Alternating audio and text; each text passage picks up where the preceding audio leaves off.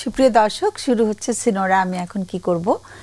আর আজকে আমরা যে বিষয় নিয়ে কথা বলতে চাইছি খুবই সাদামাটা একটা বিষয়। আমরা যখন বিবাহিত কিছু মানুষ দেখি যারা মানে যাদের জেন্ডার হচ্ছে ফিমেল, তারা এসে মাঝে মাঝে আফসোস করেন যে আমি শুধু বাচ্চার মুখের দিকে তাকিয়ে বিয়েটা টিকিয়ে রেখেছি।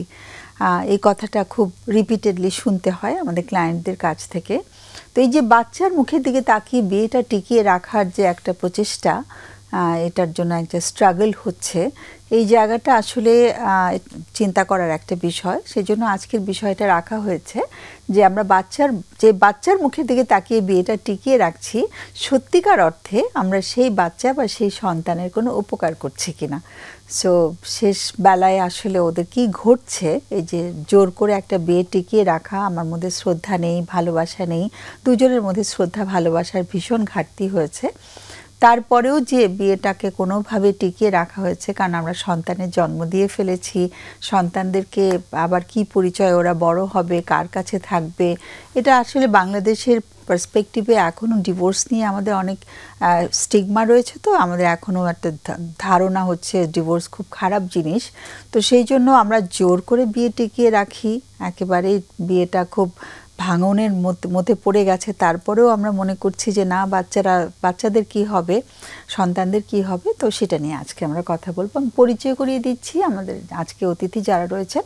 একজন হচ্ছেন ডক্টর চিরঞ্জীব বিশ্বাস। স্বাগত চিরঞ্জীব অনুষ্ঠানে। চিরঞ্জীব বিশ্বাস হচ্ছে একজন মনোরোগ বিশেষজ্ঞ, আর হচ্ছে তারানা আনিস। তারানা, তোমাকেও স্বাগত। তারানা কাজ করছে এভার কেয়ার হাসপাতালে একজন চাইল্ড সাইকোলজিস্ট হিসেবে, সিনিয়র সাইকোলজিস্ট হিসেবে কাজ করছে। তো এখন কে আগে বলতে পারি?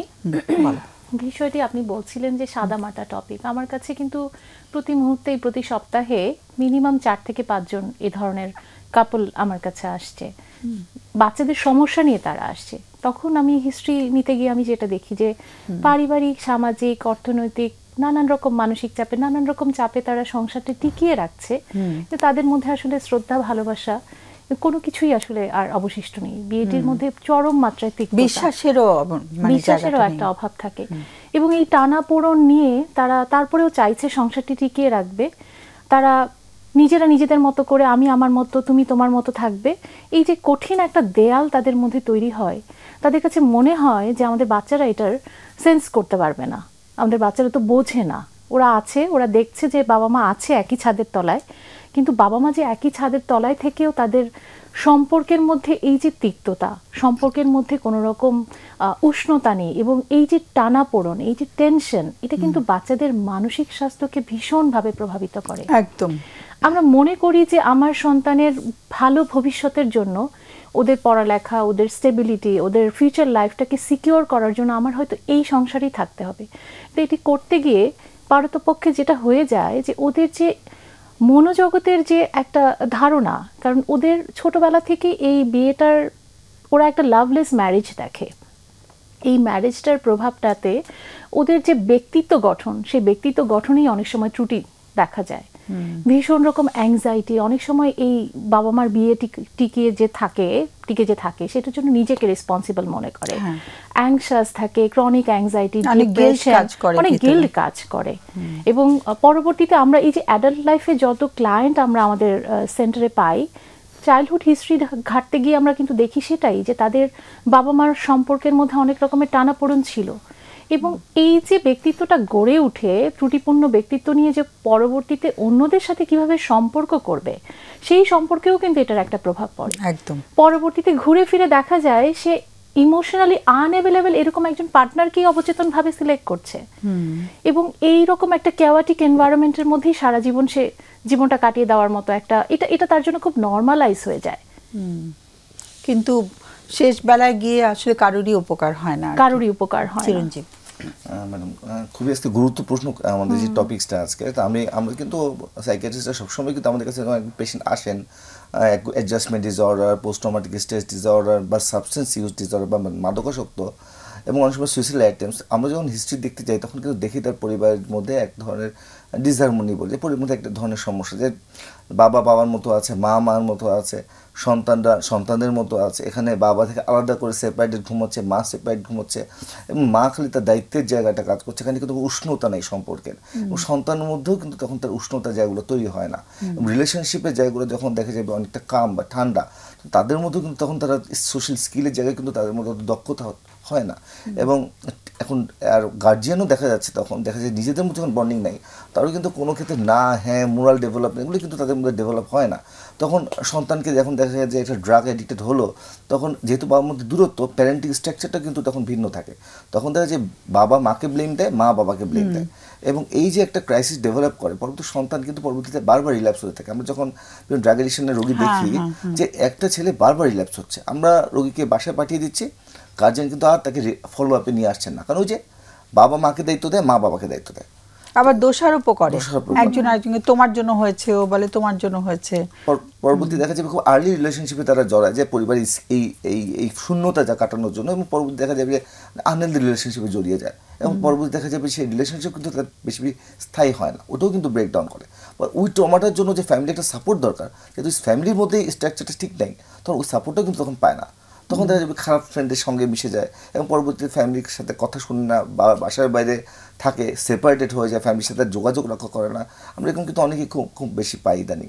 তো আমি মনে করি লং স্ট্যান্ডিং এই যে আমাদের মধ্যে রিলেশনশিপের সমস্যা, এগুলো যদি আমরা শেষ সমাধানের দিকে যাই, যে ডিভোর্স, এটা না দিয়ে যদি আমরা একটু হেল্প সিক করি, তাহলে কিন্তু মনে সমস্যার সমাধানগুলো আসা সম্ভব।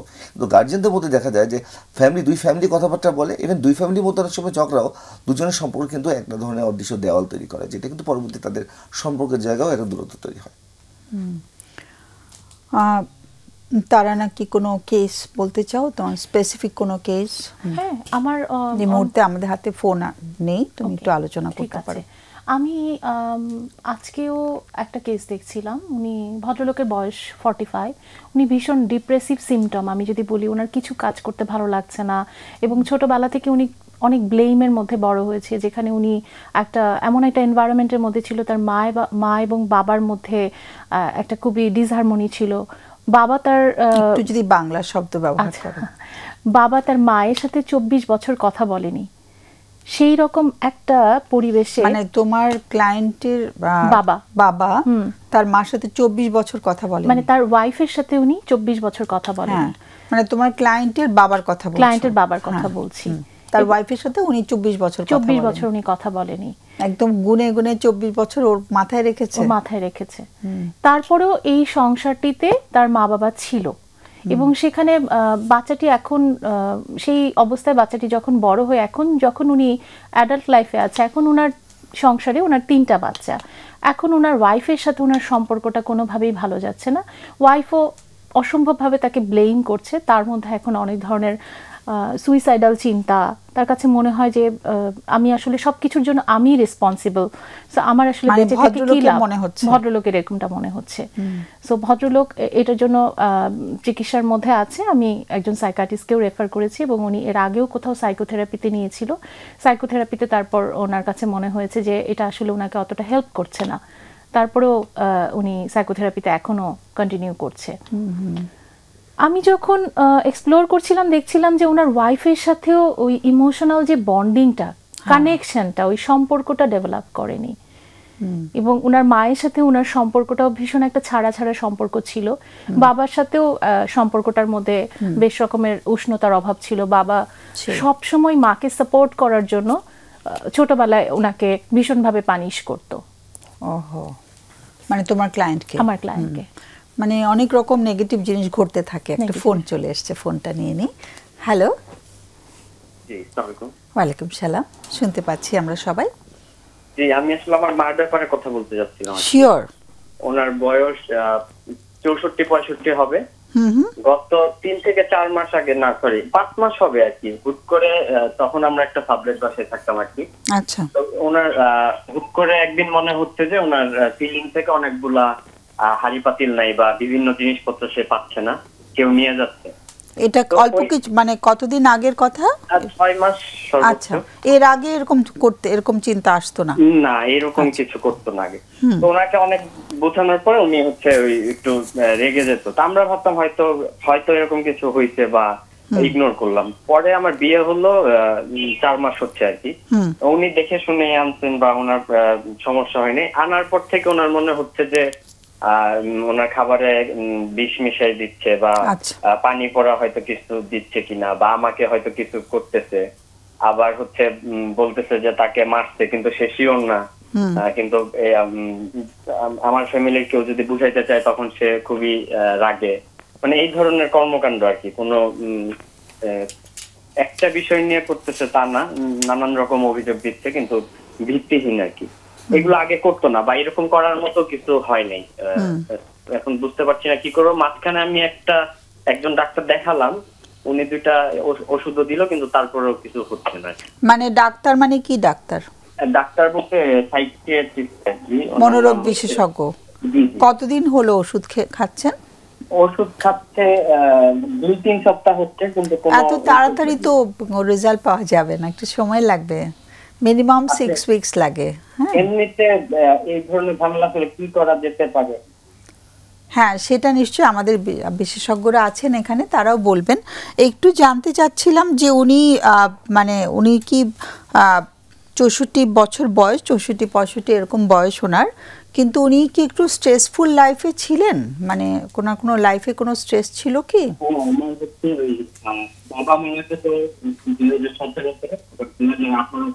একটু আওয়াজটা কমে গেল। বাবা মারা গেছেন 2017-তে।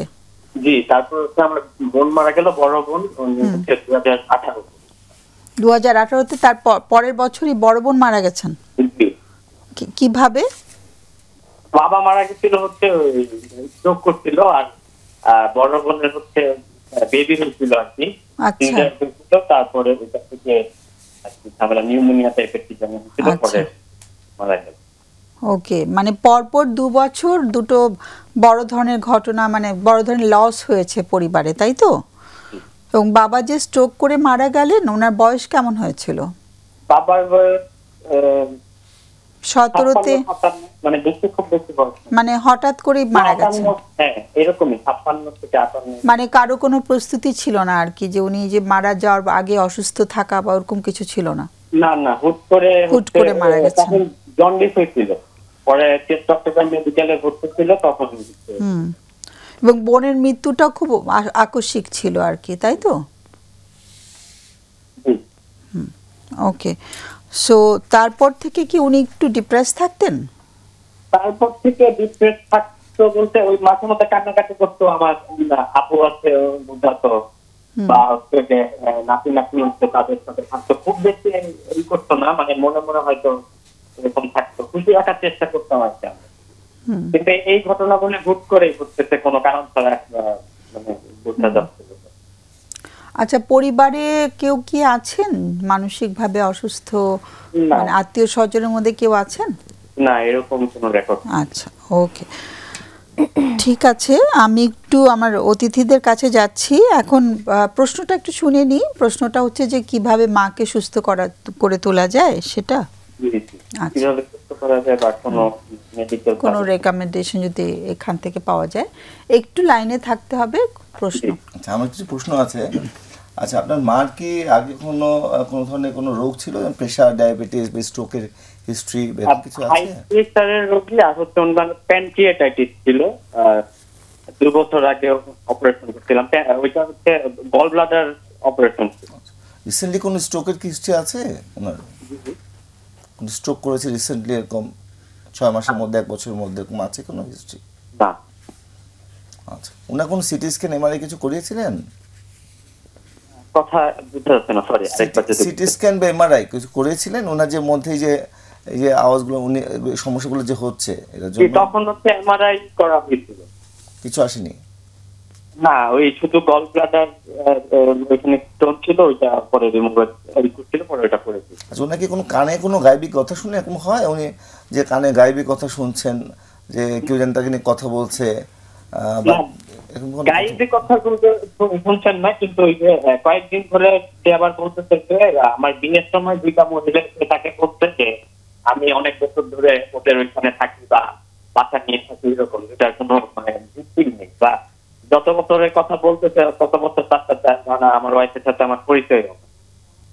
কথাগুলো বুঝতে পারা গেল? হালকা কথাগুলো একটু পরিষ্কার হলো না, আরেকবার রিপিট করা যায় প্লিজ? আচ্ছা, না বলতেছি কোনো গায়েবী শব্দ শুনে না, কিন্তু হচ্ছে হুট করে বলতেছে যে সে ওই বিয়ের সময় তাকে কোন দুই মহিলা এসে বলতে যে আমি অনেক বছর ধরে আমার ওয়াইফের ফ্যামিলির সাথে আর কি অ্যাটাচ, কিন্তু যত বছরের বিয়েটা পুরাটা অ্যারেঞ্জ করে করা হয়েছে? না, অ্যারেঞ্জ না, লাভ ম্যারেজে, কিন্তু হচ্ছে আমার ফ্যামিলি সবাই জানতো, কিন্তু সে আসলে যত বছরের কথা বলতেছে প্রায় 6 বছর, একবার বলতেছে 4 বছর, অত বছরের আমার সাথে কোনো পরিচয় নেই। আচ্ছা, যদি নাই বা থাকলো তাতে অসুবিধাটা কি? উনি হয়তো বলছেন ওনার মতো করে। হ্যাঁ, এটাই বলছি, মানে উনি সব বানিয়ে বানিয়ে বলতেছে এরকমই মনে হচ্ছে। হ্যাঁ, ওনার যেটা হয়তো বিশ্বাস একটা ঢুকে গেছে মাথায়, সেখান থেকেই বলছেন। কিন্তু ওনাকে এত, আমার মনে হয় যে উনি যা বলছেন সেটা আমরা একটু সেটা না হয় শুনলামই, মানে অনেক সময় হয় না বেশি প্রতিবাদ করতে গেলে উনি আবার একটু রিঅ্যাক্টিভ হয়ে যেতে পারেন, সেজন্য বলছি আর কি। হ্যাঁ, রিসেন্ট কোনো মেমোরি লস হচ্ছে যে সকালে কি দিয়ে নাস্তা করেছে ভুলে যাচ্ছে, ছোটখাটো জিনিস কোথায় রেখেছে রিসেন্টলি এগুলো ভুলে যাচ্ছে? জি জি, ভুলে যায়। শর্ট টার্ম মেমোরি তো এফেক্টেড হয় বয়সে। ওসিডি বা ওসিডির কোনো সিম্পটম ছিল? সূচিবাই বা সূচিবাই এরকম কি কোনো? না, সূচিবাই ছিল না তখন। আচ্ছা, ঠিক আছে। একটু প্রশ্ন আছে। আচ্ছা, আমার একটা প্রশ্ন ছিল, আপনার মায়ের রুটিনটা কি? উনি সকাল থেকে কিভাবে উনার দিনটা কাটায়? রুটিন, সকালে উঠে সে হচ্ছে যে প্রেয়ার করে, প্রেয়ার করার পরে সে ওই নাস্তা করে হয়তো 9টা-10টার মধ্যেই, 9টার দিকেই করে ফেলে। এরপরে টিভি দেখে বা শুয়ে থাকে, ওই মানে এই কয়েকদিন রিসেন্টের কথা বলতেছে আর কি, বিয়ের পর থেকে। নিজের কাজকর্ম নিজে নিজে করতে পারে সবকিছু? আগে করতো, বাতের ব্যথা আছে, মানে বয়স হলে যা হয় আর কি, কিন্তু করতো সবই। মানে আমি আর আমার মাই থাকতাম তো তখন, সেই রান্না করতো, সেই কাপড় চোপড় ধুতো, আমি তো অফিস করতাম, বা টিভি দেখতো, মোবাইলে ইউটিউব দেখতো, ওগুলা সব নরমাল ছিল। এখনো টিভি দেখে, ইউটিউব দেখে, সবই ঠিক আছে, কিন্তু এই ধরনের সব আচরণ ঠিক আছে। এখন আর কাজকর্মগুলো বেশি করতে পারছেন না? না, কাজকর্ম আসলে করার প্রয়োজনে পড়ে না আর কি, মানে সে যে করবে এরকম প্রয়োজন হয় না বলে হয়তো। হ্যাঁ, প্রয়োজন হলে করতে পারতেন না। এমনি আপনার ওয়াইফের সাথে সম্পর্ক কেমন আপনার মায়ের? সম্পর্ক মানে বিয়ের আগে থেকে তো পরিচিত ছিল, সে হচ্ছে চেনে বা সে শাড়ি কিনে দিচ্ছে, এগুলা সবই করছে, কিন্তু এই বিয়ের পর মানে 1 মাস পর থেকে তার এরকম কর্মকাণ্ড, বলতেছে যে কিছু মিশাই দিচ্ছে বা হচ্ছে তাকে সুই ঢুকাই দিচ্ছে হাতের মধ্যে, এই জন্য হাত ফুলে গেছে, পানির মধ্যে কিছু মিলিয়ে দিচ্ছে, পানি তিতা লাগতেছে, এরকম সব কথাবার্তা। আচ্ছা, এগুলো শুনে ওয়াইফ কি একটু মন খারাপ করছে? ও কিছু বলে না, কিন্তু খুব চিল্লাফাল্লা হয়ে যায় আর কি, মানে আমি হয়তো বুঝাইতে যাই, সে উল্টা রিয়েক্ট করে, এক কথায় দুই কথায়। মানে স্বামী স্ত্রীর মধ্যে একটা ঝামেলা তৈরি হয়েছে? না না, স্বামী স্ত্রীর মধ্যে হচ্ছে না, বা আমার মার সাথে ওরও কোনো কথা কাটাকাটি হচ্ছে না, যেহেতু কিছু বলে না। আমার সাথেই আমার মার হচ্ছে আর কি, মানে আমি বুঝাতে যাই তখন সে রিয়েক্ট করে, এমন ভাবে কিছু বলে যেটা হয়তো উত্তর না দিলে ওইটা নিয়ে সে আরো বিরাট কিছু করতে পারে, সেক্ষেত্রে উত্তর দিতে গেলে সে আবার ওইটা নিয়ে রিয়েক্ট করে। আচ্ছা, একটা উদাহরণ কি শুনতে পারি যে মা এটা বলেছে তারপর আমি এটা বলেছি? যেমন সেদিন ওই আমার শ্বশুর শাশুড়ি আসলো, আমরা চট্টগ্রামের আর কি, তো শুটকি থাকে ঘরে, তো যাওয়ার পরে বলতেছে যে সে আমার শ্বশুর শাশুড়ি বাসা থেকে শুটকি নিয়ে গেছে। তা আমি বললাম এটার দাম কত? তো 400 টাকা 500 টাকা কেজি, এই জিনিস নেওয়ার তো কিছু হয়নি। তো সে এইটা নিয়ে বিরাট ঝামেলা, যে না এটা হইছে, এটা করছেই, ফ্যামিলি খারাপ, এই মানে এই ধরনের কথাবার্তায় চলে যায় আর কি। তখন আসলে শোনারও না, মা ছেলের মধ্যে একটা তর্ক বিতর্ক শুরু হয়ে যায়। হ্যাঁ হ্যাঁ, পরে ওটা শেষ হয় কোন জায়গায় গিয়ে শেষ হয়? ওটা শেষ হয় বলতে যেমন কয়েকবার এরকম হইতো যে আমরা তার পাও ধরছি যে আচ্ছা ঠিক আছে, আমার এই ভুল, আমাদেরই ভুল, এইটা নিয়ে আর করো না, কিন্তু দেখা যায় সে পরের দিন সকালবেলায় আবার এরকম একটা কিছু বলতেছে। আচ্ছা, ইটস ভেরি ইম্পর্টেন্ট। মাকে একলা ওষুধ খাওয়ালে তো চলবে না, গোটা ফ্যামিলির আসলে থেরাপি সেশনে যেতে হবে। হ্যাঁ, মানে তাকে নিয়ে, তাকে ঘিরে যারা রয়েছেন তাদেরও আচরণটা কেমন হবে তার সাথে, এটা কিন্তু ফ্যামিলি থেরাপি দরকার হয়। হ্যাঁ, এই ধরনের সাইকিয়াট্রিক কোনো মানে ইস্যু থাকলে, এটা একটা সাইকিয়াট্রিক ইস্যু, সেরকম কোনো ইস্যু হলে আসলে গোটা ফ্যামিলিরই থেরাপির আন্ডারে আসা দরকার হয় আর কি। আদারওয়াইজ মানে ঠিকমতো উপকারটা পাওয়া যায় না, শুধুমাত্র ওষুধ খাচ্ছে এটাতে করে উপকার পাওয়া যায় না। এটা আমার তরফ থেকে বলা। সো আমরা আলোচনা করছি, মানে আমরা খুব ধন্যবাদ জানাচ্ছি প্রসঙ্গটা নিয়ে আসার জন্য, মানে এটা অনেকেরই জানা দরকার, আমরা আলোচনা করছি। কেমন? ওকে, আমাদের কি আলোচনার সময় আছে? 2 মিনিট সময় আছে। তো কে বলবে আগে? আগে চিরঞ্জীব বলুন। আচ্ছা, উনি খুব সুন্দর করে বললেন সবকিছু, যে ওনার মার রিসেন্টলি এই সমস্যাগুলো তৈরি হয়েছে। তো সাধারণত আমরা দেখেছি যে খুব আর্লি ডিমেনশিয়া যখন হয়, আমরা সাথে অ্যালঝাইমার্স ডিমেনশিয়া যদি বলি, তখন সাথে 65 বছর অ্যারাউন্ড এগুলো শুরু হয়। তো তখন আর্লি সাইন হিসেবে কিন্তু রোগীদের 2টা সাইন আমরা সবসময় বলি, যে একটা বলি শর্ট টার্ম মেমোরি লস, সকালবেলা কি রেখেছে, সকালে কি নাস্তা করছে এটা ভুলে যায়, খুব রিসেন্ট হিস্ট্রিগুলো। আর আরেকটা হয় আপনি এরকম ডিলুশন তৈরি হয়, যে আমাদের থেকে জিনিসপত্র নিয়ে যাচ্ছে, কে জানি নিয়ে গেল, কিন্তু ওনার কিন্তু আগে কখনো কোনো সাইকোটিক সিমটম ছিল না, সাইকোটিক কখনো এরকম হয়নি, ফ্যামিলি হিস্ট্রিও কিন্তু নাই। তো এটা কিন্তু একটা গুরুত্বপূর্ণ ফ্যাক্টর, ঠিক আছে। তো এবং তবে আরেকটা ডিফারেন্সিয়াল ডায়াগনোসিস আমরা আসতে পারে সময় বলি লেট অনসেট সিজোফ্রেনিয়া, যেটাও কিন্তু অনেক সময় বয়স হলে কিন্তু আসতে পারে 50 আপ পরে। অবশ্যই ক্ষেত্রে বেশিরভাগ ক্ষেত্রে আমরা ফ্যামিলি হিস্ট্রি দেখি, যে ফ্যামিলিতেও কিন্তু এরকম হিস্ট্রি ছিল, যে বয়স হয়ে গেলে তাদের মধ্যে এরকম সাইকোটিক সিমটম তৈরি হয়েছে, কিন্তু আগে এরকম ছিল না। তবে এটা ইমপ্রুভমেন্ট খুব ভালো যদি ওল্ড আমরা লেট অনসেট সিজোফ্রেনিয়া বলি। কিন্তু আমি যেটুকু মনে করছি যে উনি এই 65 অ্যারাউন্ড কাছাকাছি, এবং ওটা খুব স্লোলি প্রোগ্রেসিং। সিজোফ্রেনিয়ার কিন্তু কন্ডিশনগুলো খুব দ্রুত প্রোগ্রেস করে, কন্ডিশনগুলো খুব খারাপের দিকে টার্ন করে, সেই তুলনায় ওনার কিন্তু স্লোলি প্রোগ্রেসিং। যেহেতু ডিলুশনের মধ্যে আছে, কিন্তু মুড ফ্লাকচুয়েশন কিছু হিস্ট্রি উনি বললেন, কান্নাকাটি করে, মুড ফ্লাকচুয়েশন, এগুলো কিন্তু আমরা বলি যে ডিমেনশিয়ার 2টা কমন সাইন, একটা ডিপ্রেশন, একটা ডিলুশন, মানে ভ্রান্ত বিশ্বাস, এই 2টাই কিন্তু ওনার মধ্যে কম বেশি আছে।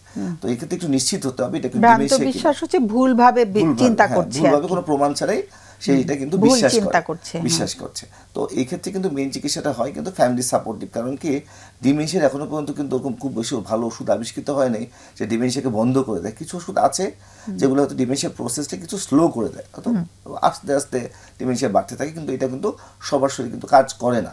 সেক্ষেত্রে আমরা শুধু বারবার বলি সাপোর্টিভ আচরণগুলো করা, তার সাথে আর্গুমেন্টে না যাওয়া, তাকে নিয়ে রাগারাগি না করা, তার কথায় রাগ করে কথা বলতে উগলা করা যাবে না, রোগীর সাথে সুন্দর আচরণ করতে হবে। এবং ওই এগুলোর কিন্তু ওষুধ আছে, যে আমরা বলি যে সাইকোটিক, তাহলে সেক্ষেত্রে আমরা পরবর্তীতে আমরা এসে আমরা বিরতি থেকে ঘুরে আসি, একদমই বিরতির সময় হয়ে গেছে। সুপ্রিয় দর্শক, আমরা ছোট্ট একটা বিরতিতে যাচ্ছি, বরাবরের মতন ফিরে আসবো একটু পরে সিনোরা আমি এখন কি করব অনুষ্ঠানে।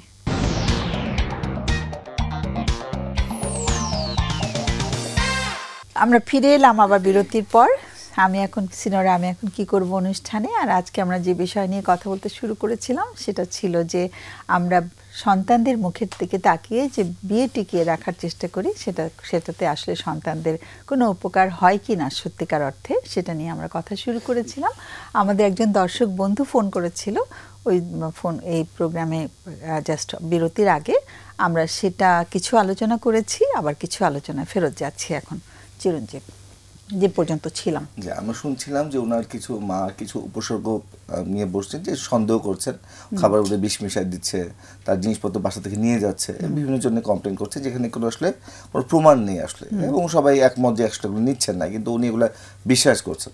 তো যেহেতু ওনার বয়স প্রায় 64 বছর প্লাস, এবং ওনার হঠাৎ করে 6 মাস থেকে এই সিমটমগুলো তৈরি হয়েছে, তো আমরা সাধারণত বলছিলাম যে এটা ডিমেনশিয়াতে খুব আর্লি সাইন হিসেবে, ডিমেনশিয়া বলে একটা রোগ আছে, আমরা স্মৃতিভ্রম রোগ বলি বাংলায়, ইংরেজিতে ডিমেনশিয়া বলি। এখানে কিন্তু রোগীদের 65 বছর অ্যারাউন্ড আমরা কিন্তু রোগগুলো শুরু হয়। আবার কিছু ডাক্তার কিন্তু এটাকে প্যারানয়েড ডিসঅর্ডারও ভাবতে পারেন, কিন্তু যে আমরা একটু নিশ্চিত হতে হবে, কারণ আমি তোকে বলেছিলাম যে সিজোফ্রেনিয়া যদি হয় এই সিমটমগুলো অনেক বেশি প্রোগ্রেস করে, আসলে বেড়ে যায়, এবং বেড়ে যেতে গেলে তখন দেখা যায় আমরা এর সাথে কানে গাইবিকতা বলি, হ্যালুসিনেশন, অডিটরি হ্যালুসিনেশন বলি, সেক্ষেত্রে কিন্তু রোগীরা কানে গাইবিকতা শুনে ভয় পায়, তাকে মানুষ ফলো করছে এরকম মনে করে, তাকে মানুষ বাইরে যেতে ভয় পায়, এরকম বিভিন্ন ধরনের উপসর্গ কিন্তু তার সাথে বাড়তে থাকে। ওয়াইফকেও সন্দেহ করে, যে কাউকে সন্দেহ করে, এবং তখন দেখা যাচ্ছে সিমটমগুলো বেড়ে। উনি কিন্তু বললেন যে ওনার মার কিন্তু এখনো কানে গাইবে কথা আসলে, এবং ফ্যামিলিতে কোনো হিস্ট্রি নেই, এবং আগেও কিন্তু সিমটম কখনো তৈরি হয়নি। তো আমরা সাধারণত দেখি যে ফ্যামিলিতে যে হিস্ট্রি থাকে, তো সেই ক্ষেত্রে দেখা যাবে যাদের লেট অনসেট সিজোফ্রেনিয়া বলি, তখন তাদের কিন্তু 50 বছর পর অনেক এরকম সিমটম হতে পারে, সেক্ষেত্রে ফ্যামিলি হিস্ট্রি থাকে, কিন্তু ওনার কিন্তু কোনো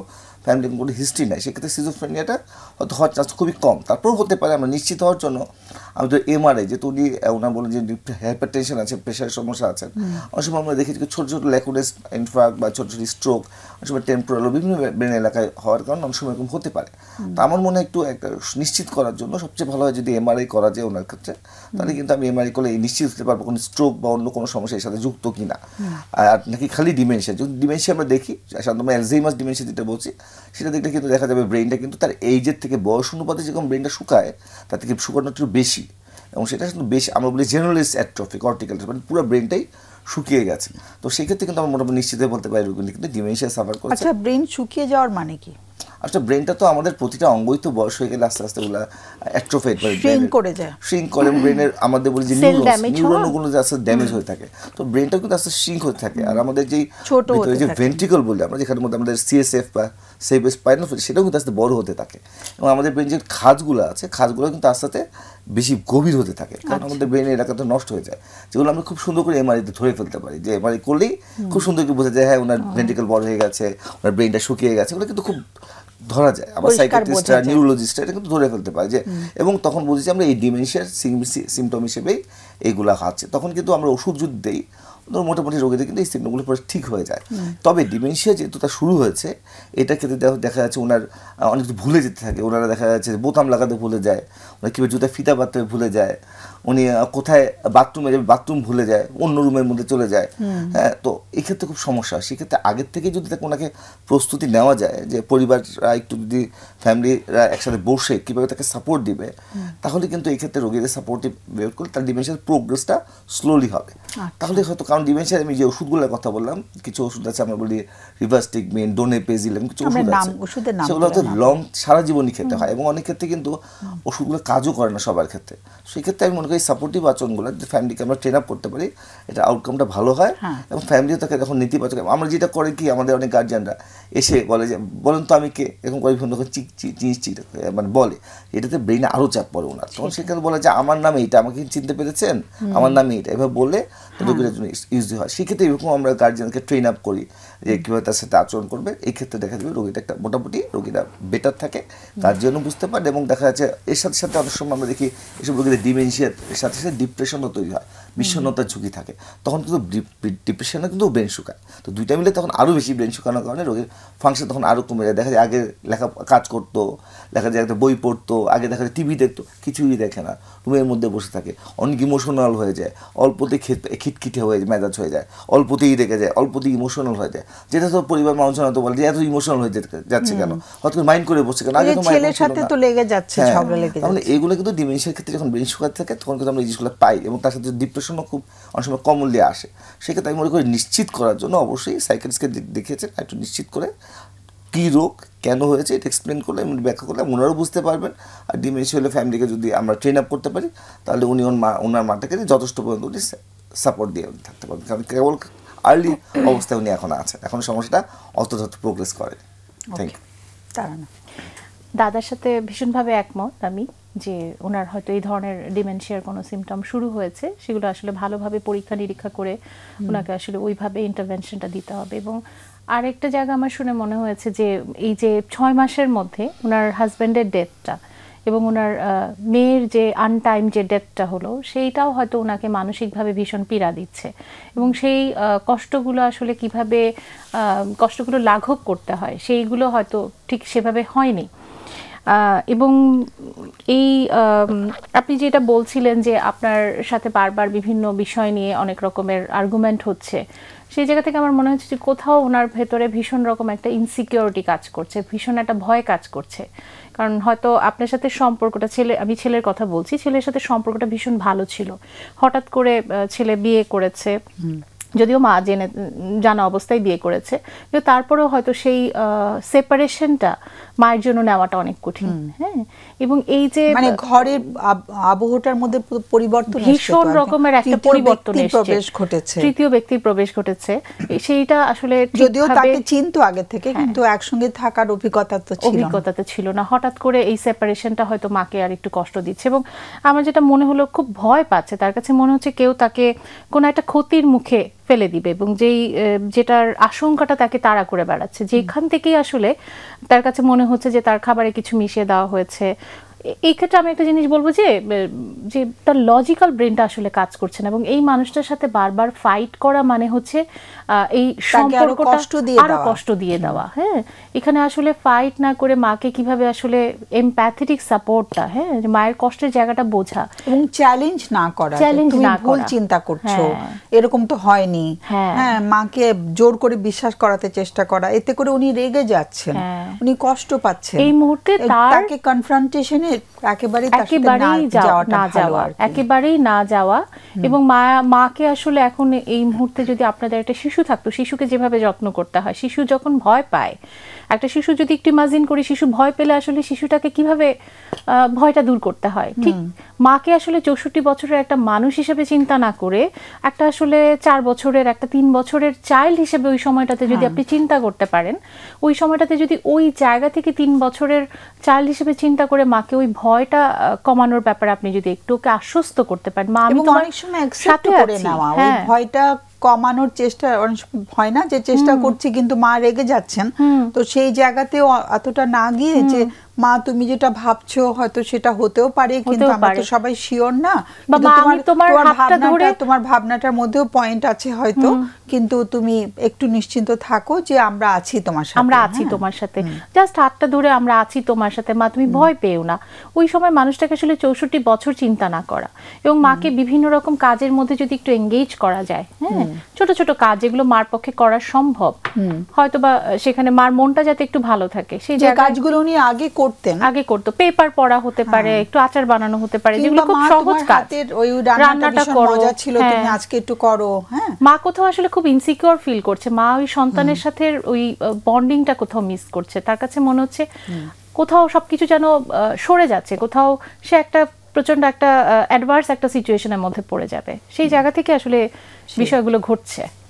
আমরা একটা ফোন নিচ্ছি। হ্যালো, আসসালামু আলাইকুম। ওয়ালাইকুম সালাম। ম্যাডাম ভালো আছেন? হ্যাঁ, থ্যাংক ইউ। জি ম্যাডাম, আমি আমার দাম্পত্য জীবন নিয়ে আজকে কিছু বলার জন্য ফোন দিয়েছি। শিওর, আমরা শুনছি সবাই। জি, আমার বিবাহিত জীবন 14 বছর শেষ হয়ে 15 বছর আর কি রানি, এবং আমার 11 বছরের একটা মেয়ে আছে। এবং আমার হাজবেন্ড খুব ভালো একটা গভর্নমেন্ট জব করে, বাংলাদেশ সেনাবাহিনীতে আছেন। তো বিবাহিত জীবনের পর থেকেই মানে আমাদের সম্পর্কের বিয়ে, তো আমার বাবা প্রথম আর কি বিষয়টা ওইভাবে মেনে নেয়নি, যদিও পরবর্তীতে যখন দেখলো যে না সে একটা ভালো চাকরি করে, তখন মানে সে আস্থাটা তৈরি হয়েছে যে না ঠিক আছে, ছেলে একটা ভালো চাকরি করে, হয়তো আমার মেয়ে একটা ভালো সিদ্ধান্ত নিচ্ছে।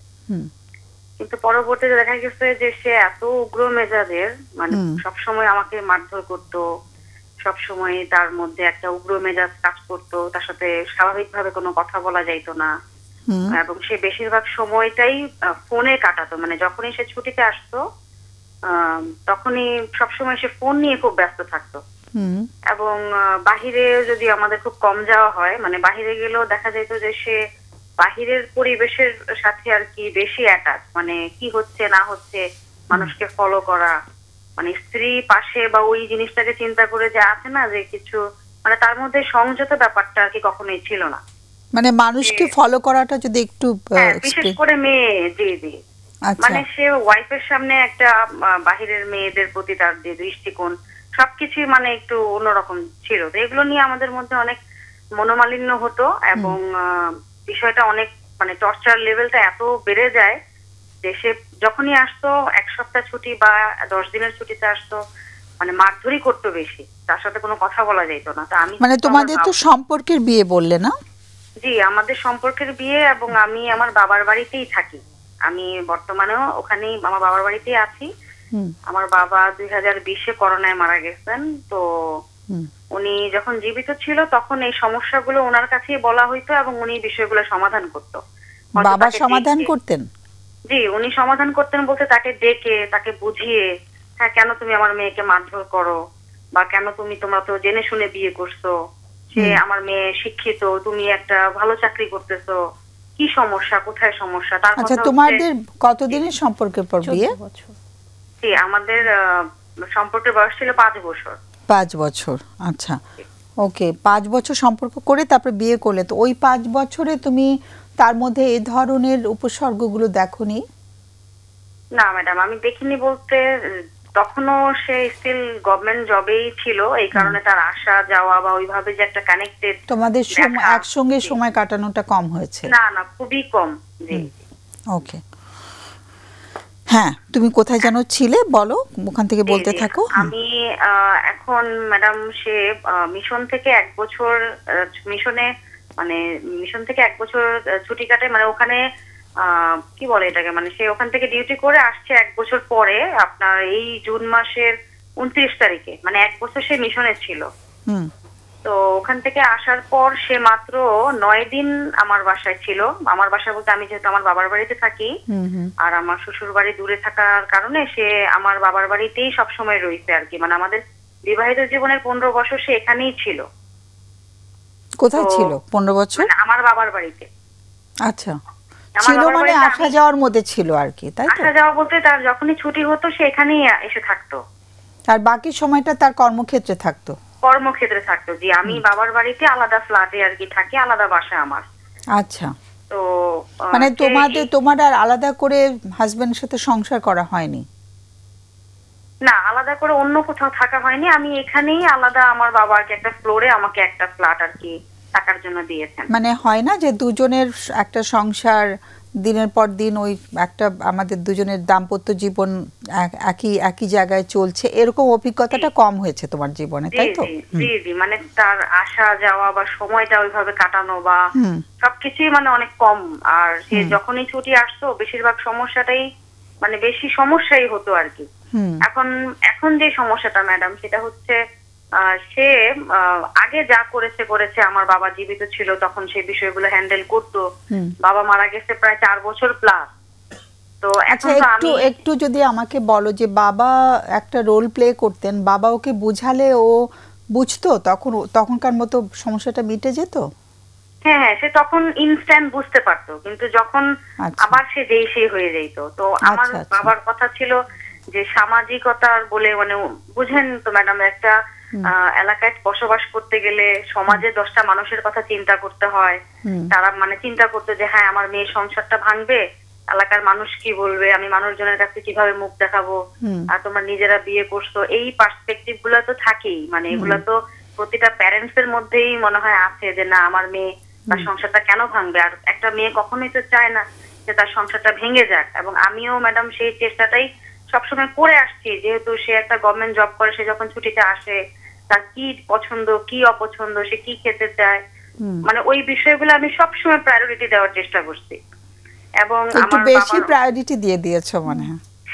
জি ম্যাডাম, এখন সে বিদেশ থেকে আসার পর অন্য দর্শকরা রাগ হবে আমার কথা শুনলে। এনিওয়ে বলো। জি ম্যাডাম, এখন সে 1 বছর বিদেশ করে আসার পরে সে 9 দিন মাত্র আমার কাছে ছিল। তার যদিও 2 মাসের ছুটি, সে 1 মাস প্রায় 5 দিন হলো সে তার বাবার বাড়িতে আছেন, মানে আমার থেকে সেপারেট। এবং সে এখন সন্তানের ভরণ পোষণ নিতেও সে মানে আগ্রহ প্রকাশ করতেছে না, এবং সেই সন্তান নিয়ে পর্যন্ত প্রশ্ন করতেছে যে এই সন্তান তার কিনা। মানে সে ভরণ পোষণের যখন বিষয়টা আসে তখনই সে বলে এই মেয়ে আমার না, এই মেয়ে তার, এটা সে বুঝবে, এরকম কথা সে বলে। এবং কন্টিনিউয়াস সে ডিভোর্স চায়। মানে তার পক্ষ থেকে সে শুধু আমাকে ফোর্স করে যে আমি কেন তাকে ছেড়ে দেই না, আমি কেন তাকে ছাড়তেছি না, আমি তার সার্টিফিকেট ঝুলাইয়া কেন আমি চলতেছি। মানে তার অবজেকশন অনেক বেশি। মানে এখন সে পুরোপুরি চাচ্ছে যে আমার পক্ষ থেকে জিনিসটা হয়ে যাক, এবং সে মেয়ের যে ভরণ পোষণের ব্যাপারটা সেটাও সে নিতে চাচ্ছে না, মানে সে আর সংসারটা করতে চাচ্ছে না। এখন আমি আসলে কি করব? আমি 15টা বছর, এই সন্তানের বয়স 11 বছর চলতেছে, আমি মেয়ের মুখের দিকে তাকিয়ে ম্যাডাম এই পর্যন্ত সংসারটা করে আসছি। এই যে আজকে টপিকটা কি জানো, আমরা আজকে কি টপিক দিয়েছি? জি জি জি, তোমার আজকে টপিকের সাথে পুরোপুরি মিলে যাচ্ছে তোমার ইস্যুটা। হ্যাঁ, আর ম্যাডাম সবচেয়ে বড় কথা কি, আমার যে লাইফের যে সমস্যাটা হচ্ছে, আমি একজন অভিভাবকহীন মানে একটা মানুষ। বিশেষ করে আমার বাবা আমার অনেক বড় একজন মানে অনেক বড় কিছু ছিলেন আমার জন্য। জি জি, উনি মারা যাওয়ার হঠাৎ করে, উনি করোনায় চলে যাওয়ার পর থেকে আমি একদম একা হয়ে গেছি। আমার বাচ্চা নিয়ে আমি একাই থাকি ফ্ল্যাটে। আর তোমার মা কি বেঁচে নেই? আমার মা আছেন, জি। উনি আমার বড় বোনের সাথে থাকেন, উনি একটু সাইকিয়াট্রিক পেশেন্ট। তো ও আচ্ছা, উনি আসলে ওই ফ্যামিলিক্যাল ইস্যুস গুলা বুঝে না। আর আমার 2টা ভাই আছে, ওরা একই বিল্ডিং এ থাকে। তো ওদেরকে আমি বিষয়গুলো জানাইছি, তো ওরাও আসলে অত ম্যাচিউরড না, আমারই ছোট। তো ওদেরও সাজেশন হচ্ছে যে আমি যেহেতু এই জিনিসগুলো পার করতে করতে 15 বছর পার করে ফেলছি, এখন আসলে আর পারতেছি না। কারণ সে যেভাবে মারধর করতো আমাকে, আমি আসলে সহ্য করতে পারতাম না।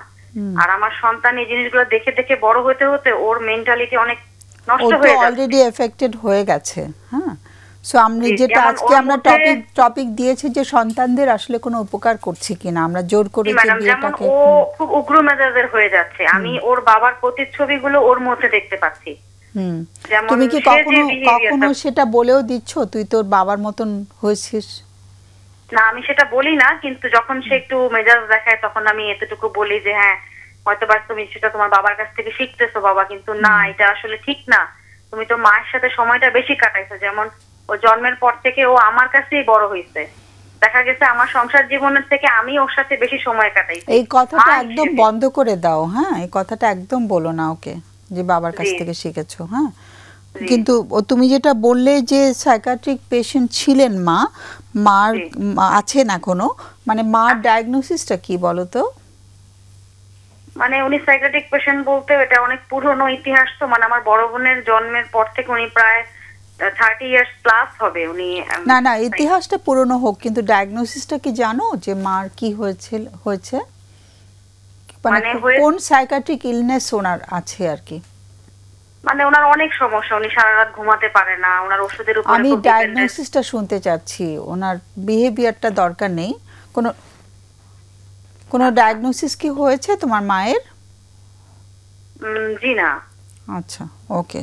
হলেও তুমি জানো না আর কি, তুমি সাইকিয়াট্রিক পেশেন্ট বলছো কিন্তু ডায়াগনোসিসটা শোনা হয়নি। হ্যাঁ, ওকে। মানে মা, তুমি কি যখন থেকে তোমার বোধ শক্তি হয়েছে তখন থেকে মাকে অসুস্থ দেখছো?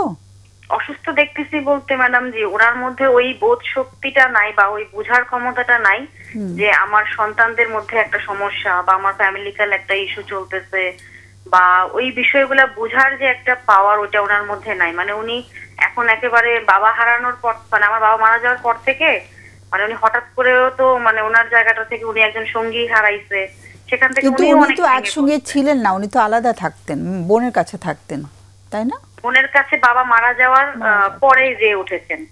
আচ্ছা, তার আগে ওনারা একসঙ্গেই ছিলেন? হ্যাঁ হ্যাঁ, আমার বাবা মা সবসময় একসঙ্গেই ছিলেন, একই বাড়িতে আমি এখন যেখানে আছি। আচ্ছা, কিন্তু আমার বাবা মারা যাওয়ার পর মানে উনি তো আসলে ওনার সাপোর্ট ওই রকম, আমার ভাইয়েরা ছোট, ওনার দেখাশোনার যে দায়িত্বটা এটা সম্পূর্ণ আমার বড় বোন নিয়েছেন। আচ্ছা আচ্ছা, বুঝতে পেরেছি। ওকে, সো এখন তোমার হাজবেন্ড তোমাকে ডিভোর্স দিতে বলছে। আমার একটা প্রশ্ন আছে, তারপর যাব আমাদের অতিথিদের কাছে। সেটা হচ্ছে যে তোমার হাজবেন্ড কেন ডিভোর্সটা দিচ্ছে না, তোমাকে কেন জোর করছে ডিভোর্সটার জন্য? ডিভোর্স দুপক্ষ থেকে দেওয়া যায়। জি, এখন তার হয়তোবা তার মধ্যে এই জিনিসটা কাজ করে যে তার চাকরিতে বা তার জবে কোনো সমস্যা হবে কিনা। সে একটা মানে তার ব্যাপার, তার বিষয়টা হচ্ছে কি, সে আমাকে অনেকবার বলছে যে আমি যদি একটা মানে একটা ইয়েতে জড়ায় যাই, একটা কি বলে এটাকে, মানে কোনো ধরনের কোনো রিলেশনে যদি জড়ায় যাই, এক্সট্রা কোনো রিলেশনে, তাহলে সেটা তার জন্য সহজ হবে। আমাকে কাগজটা সে কিসের বেসিসে দিবে? আসলে সে কোনো স্ট্রং কোনো রিজনই খুঁজে পায় না। মানে এটা ওর জবে একটা অসুবিধা হবে আর কি, ডিফেন্সের জবে আছে তো। জি জি। তাহলে তুমি দিয়েছো ডিভোর্সটা, এটা দেখাতে পারলে ও একটু জবে ওর অসুবিধাটা কম হবে, তাই কি? কম হবে বলতে ম্যাডাম হবেই না। তখনও বলতে পারবে যে এটা আমি কিছু করিনি, আমার স্ত্রী আমাকে ছেড়ে গেছে, মানে সম্পূর্ণ দায়িত্বটা আমার উপর এসে পড়বে। আচ্ছা, ওকে। হ্যাঁ, সেটা আমরা জানি কিছুটা, যে ডিফেন্সে এই জায়গাটা নিয়ে একটু ঝামেলা করা হয়, তখন ওর জবও একটা হুমকির মধ্যে পড়বে আর কি। এখন তুমি একটা ভীষণ একটা মানে দ্বন্দ্বের মধ্যে রয়েছো, কিন্তু তোমার আজকের প্রশ্নটা কি আমাদের কাছে? যে প্রশ্নটা হচ্ছে ম্যাডাম, আমি এই মুহূর্তে মানে কি করব, মানে সে যে জিনিসটা চাচ্ছে এটার সাথে আমি কি ডিসিশন নিলে আমার সন্তানের ভবিষ্যতে কোনো এফেক্ট এটা পড়বে না, বা আমি কিভাবে নিজেকে আগালে আমার সন্তানের জন্য একটা ভালো ভবিষ্যৎ আমি দিয়ে যেতে পারবো, যেন এই সাংসারিক এই যে সমস্যাগুলো, আমি আর চাচ্ছি না যে এই জিনিসগুলো দেখে ও বড় হোক। অলরেডি কিন্তু ও কিন্তু 11 years old, by the age of 7-8 years আমাদের বেসিক পার্সোনালিটি স্ট্রাকচারটা কিন্তু হয়ে যায়। হ্যাঁ, তুমি ভাবছো এখন ওর ক্ষতি যাতে না হয়, কিন্তু অলরেডি ক্ষতিগ্রস্ত হয়ে গেছে আনফরচুনেটলি। হ্যাঁ, ও কিন্তু অনেক কিছুই দেখে ফেলেছে যেটা ওর দেখার কথা ছিল না আর কি। হ্যাঁ, মানে এটা আমাদের যে পার্সোনালিটি স্ট্রাকচারটা যেহেতু খুব শৈশবে মানে গঠিত হয়ে যায়, তখন শৈশব থেকেই ওদের একটা খুব সুন্দর পরিবেশ ওদেরকে দেওয়া আমাদের একদম অবশ্য কর্তব্য। হ্যাঁ, তুমি যেটা চাইছো, কষ্ট কি মানে ওর বাবার কাছ থেকে যে ভালোবাসা, আদর, টাকা পয়সাটা তো আসলে ম্যাডাম এটা বড় বিষয় না। সবচেয়ে বড় বিষয় হচ্ছে বাবার সাথে সন্তানের যে একটা বন্ডিং, একটা ভালোবাসা, একটা আদর, একটা সময়, এই জিনিসটাই, ফিলিংসটাই তার ভিতরে নাই যে আমার সন্তানকে আমার সময় দিতে হবে বা আমার সন্তান। সেটা তো ঘটেনি, বোঝাই যাচ্ছে তোমার, তুমি যতটুকু বলেছো তাতে খুব পরিষ্কার বোঝা গেছে যে সন্তানের সাথেও তার বন্ডিংটা হওয়ার কথা না, কারণ সময়ই তো পায়নি বাবার সাথেও, যথেষ্ট সময় পায়নি, তোমরা একসঙ্গে থাকতেও পারোনি, তো সেটা বোঝা যাচ্ছে। আর তুমি যেটা সিদ্ধান্ত আমাদের কাছ থেকে চাইছো, সিদ্ধান্ত আমাদের এই ফোরাম থেকে তো দেওয়া হয় না, তুমি প্রোগ্রামটা নিশ্চয়ই আগেও দেখেছো, আমরা এখান থেকে কোনো সিদ্ধান্ত দেই না, কিন্তু তোমার বিষয়টা নিয়ে আমরা আলোচনা করব, একটু বিস্তারিত আলোচনাই করি আমরা, তুমি হয়তো এখান থেকে কোনো দিক নির্দেশনা পেতে পারো। তুমি একটু লাইনে থাকো, কোনো প্রশ্ন আছে কিনা? প্রশ্ন করে, আচ্ছা, আপনার সন্তানের সাথে আপনার হাজবেন্ডের সম্পর্ক কি কেমন? স্যার, আমার হাজবেন্ডের সাথে আমার সন্তানের সম্পর্ক বলতে ভালো, বাবা হিসেবে যতটুকু, কিন্তু ওই রকম যে মানে একটা বন্ডিং থাকে না বাবার সাথে, বিশেষ করে মেয়েদের যে একটা বন্ডিং, সময় দেওয়া, তাকে নিয়ে ঘুরতে নেওয়া, এগুলো কি কখনোই হয়নি? ছোট বাচ্চা থেকে এখন বছর তো 11 বছর, খুবই কম। বাচ্চা কি মিস করে আপনার বা তার বাবাকে কি মিস করে কখনো বলেছে? না, ও বাবার কথা খুব কম বলে। আচ্ছা, বাবা কি কখনো তার উপর রাগ দেখিয়েছে বা মারামারি করেছে? সবসময় দেখায়। আচ্ছা, মানে আপনাকে কখনো মারামারি করেছে, এটা কি বাচ্চা দেখেছে কখনো? সেটা তো দেখি স্যার, বড় হয়েছে। জি। আচ্ছা, বাবা কি ভয় পায়? সে বাবার কাছে কি যেতে চায়? যে বাবা যে এখন নাই, বাবা যে তার বাসায় চলে গেছে ওই যে 9 দিন থেকে, তো সেই বাবার কাছে যেতে চায় নাকি ভয় পায়? সে বাবার কাছে না থাকলেই সে কমফোর্ট ফিল করে, কি মনে হয়? হ্যাঁ, সে নিজ থেকে কখনোই বলে না যে আমি বাবার কাছে যাব। ট্রমা আছে ওর অনেক।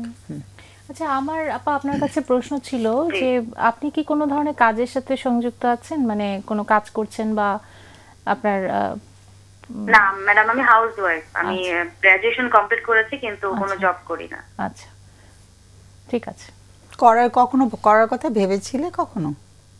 না ম্যাডাম, আমি করার কথা কখনো ভাবিনি আসলে। আমি সবসময় আমার সংসার এবং সন্তানকেই সবচেয়ে বেশি প্রায়োরিটি দিয়েছি।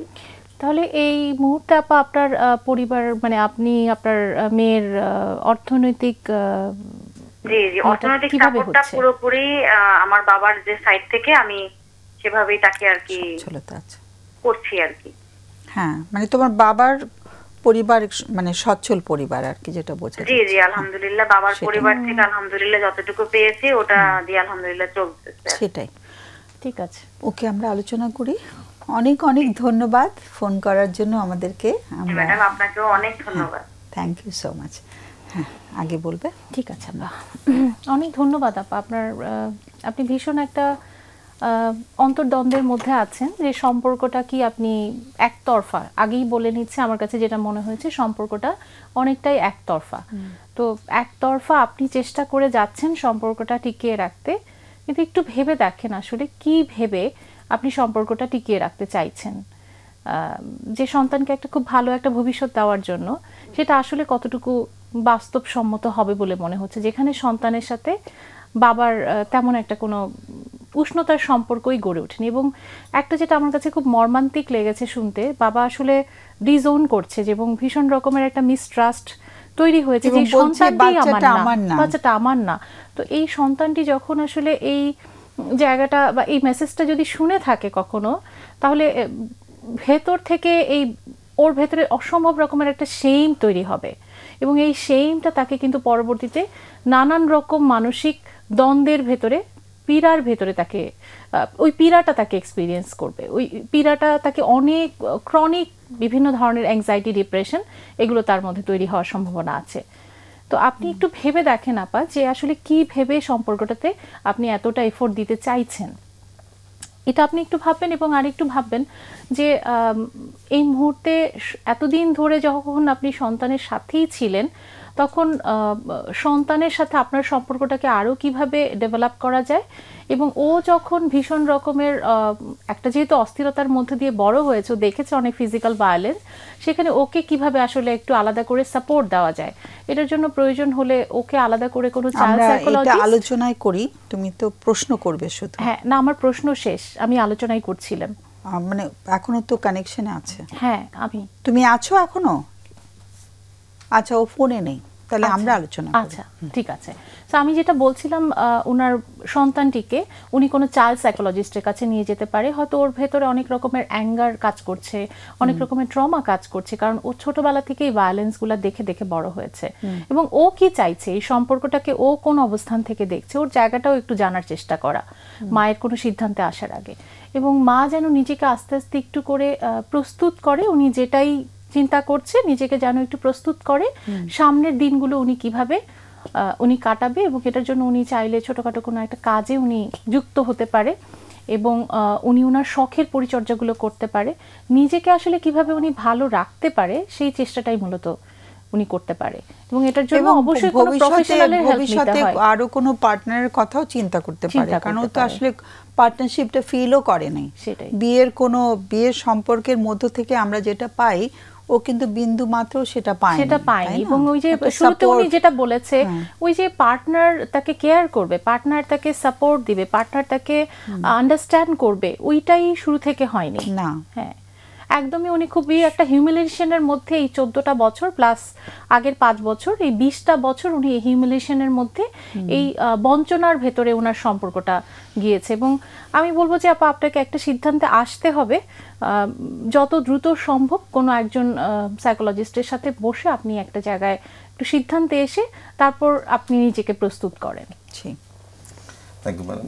উনি যেই সমস্যাটা ভুগছেন, যে আসলে উনি একটা ইনসিকিউরিটির মধ্যে ভুগছেন, ভাবছেন যে ডিভোর্স দেওয়ার পর আমার কি হবে, বাবা নাই, হাজবেন্ড যদি না থাকে আমি এখানে কীভাবে থাকবো, আমি একাকিত্বের মধ্যে কীভাবে থাকবো। হাজার হলো হাজব্যান্ড তো মাঝে মধ্যে আসছেন, সেটাই উনি ভাবছেন, কিন্তু রিলেশনশিপের জায়গাটা কিন্তু দিনকে দিন খারাপের দিকেই গেছে। এবং এই হাজব্যান্ড যেহেতু এখন চাচ্ছেন এবং তিনি ডিভোর্স চাচ্ছেন, এবং হয়তো হতে পারে উনি হাজব্যান্ডও কোনো রিলেশনশিপে জড়িয়েও যেতে পারেন, সেক্ষেত্রে আমার মনে হয় যে এখানে আসলে উনি যদি না জড়িয়ে যান, সেক্ষেত্রে হাজব্যান্ডের সাথে বসে উনি কাপল থেরাপিতে আসতে পারতেন। কিন্তু যেহেতু এখন হাজব্যান্ড অলরেডি ডিভোর্সের জায়গাগুলো চাচ্ছে, এখন এই জায়গাতে আসলে খুব বেশি করার কিছু নেই। সেহেতু এখন সিদ্ধান্ত নেওয়ার জায়গা যে হাজব্যান্ডের সাথে রিলেশন তারও ভালো না, তার বাচ্চারও ভালো না, ইভেন কেউই তো হাজব্যান্ডের সাথে কমফোর্ট ফিল করছে না। ইভেন বাচ্চাটা কিন্তু সাথে যদি থাকেও ভবিষ্যতে, বাচ্চা কিন্তু বাবা কিন্তু আবার এরকম কথা বলবে যে এটা আমার বাচ্চা না, এবং সেটা বাচ্চার বয়স খুব কম। এটা যখন বয়স বাড়বে, বাচ্চার মুখে যখন এই বাচ্চা এই কথাগুলো শুনবে তার বাবার মুখে, এটা কিন্তু তাকে আরো বেশি ট্রমাটাইজ করবে। হয়তো ছোট বাচ্চা অনেক ভুলেও যেতে পারে, ট্রমাটাইজ প্লাস ডিপ্রেশন তৈরি করবে, এবং সে কিন্তু পরবর্তীতে ইনসিকিউরিটির মধ্যে ভুগবে যে রিলেশনশিপের ব্যাপারে,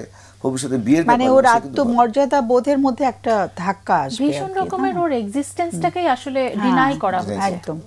তো এবং এইভাবে যদি রিলেশন চলে, তো এই রিলেশনটা আউটকামটা কি, এটা কি আসলে দুজনের জন্য কি মঙ্গলদায়ক কোনো রিলেশন হচ্ছে নাকি? এবং ওটা কোনো সম্পর্কই ছিল না আসলে। এই 11 বছরের যে সম্পর্ক বা 14 বছরের ভীষণ ওয়ান সাইডেড এফোর্ট মনে হয়েছে। এবং চেষ্টা করে যখন আসছে উনি ওনার জায়গায় কেয়ারিং আছে, কিন্তু রিলেশনশিপ ব্যাপার তো এখানে কেয়ারিং দুই পক্ষ থেকেই থাকতে হবে। রিলেশন দুই জায়গা থেকে, একজনের প্রতি একজনের সেই কমিটমেন্ট, একজনের প্রতি একজনের সেই ওপেননেস, একজনের প্রতি একজনের সেই ওয়ার্মনেস, এগুলো থাকতে হবে। এগুলো কোনো এক পক্ষ যদি থাকে, আরেক পক্ষ যদি এখানে মানে ঠান্ডা থাকে, কিছুই না হয়, তাহলে কিন্তু এখানে রিলেশনটা খুব বেশি। আমরা একটা প্রশ্ন করিনি যে শারীরিক সম্পর্কটা আদৌ ছিল কিনা, তাই না? ওটাও কিন্তু ফিজিক্যালিও তো প্রেজেন্টই ছিল না। হ্যাঁ, মানে প্রেজেন্ট ছিল না, বাট যেটুকুই ছিল তার সেখানে ফিজিক্যাল অ্যাসল্টের পরে সেই রিলেশনটা আসলে কতদূর মানে কমফোর্ট দিবে। ডেফিনেটলি একটা মহিলা যদি ট্রমাটাইজ মারামারি হয়, তারপর যদি ফিজিক্যাল রিলেশন যায়, সেটা কি ফিজিক্যাল রিলেশন থাকতে গেলে একটা কমফোর্ট জোন তৈরি হতে হবে, সেটা তো রিলেশন জায়গাটাতে হেলদি থাকছে না। সেখানে উনিও তো এই ক্ষেত্রে রিলেশনশিপে কিন্তু হ্যাপি থাকবে না। আমার মনে হয় এই জায়গাতে রিলেশন উনি অনেকদিন থেকেই হয়তো ট্রমার মধ্যে ছিলেন, কিন্তু এই জায়গাটা উনি আসলে নিজে থেকে এগোতে পারছেন না, কারণ কি তার ফ্যামিলি থেকে আসলে কেউই এই ব্যাপারে আগ বাড়িয়ে কোনো সিদ্ধান্ত দিতে পারছেন না। বিশেষ করে ওনার ভাইগুলো ছোট বললেন, তারাও এভাবে সিদ্ধান্ত দিতে পারেন না। তাই মনে করি তখন থেকে যদি একটু ট্রমাটার জায়গাতে তৈরি, তখন থেকে যদি হয়তো একটু হেল্প সিক করতেন যে আমি একটু যাই, কীভাবে সামনে করে যেতে একটা মাইন্ডসেটের জায়গাটা উনি আরও এগিয়ে থাকতেন। তখনও তো এই জায়গাতে উনি কিন্তু আরও বেটার সিদ্ধান্ত দিতে পারতেন এবং তখন কিন্তু উনি ঘাবড়ে যেতেন না বা ভয় পেতেন না, এবং ভবিষ্যৎ নিয়ে উনি একটা গুড প্ল্যান করতে পারতেন এবং সন্তানকে নিয়ে একটা ভালো প্ল্যানিংয়ের দিকে যেতে পারতেন। যেহেতু উনি এডুকেটেড, উনি কিন্তু সামনে নিজেকে নিয়ে অনেক প্ল্যান করার স্কোপ আছে ওনার নিজেকে নিয়ে, ভবিষ্যৎ নিয়ে।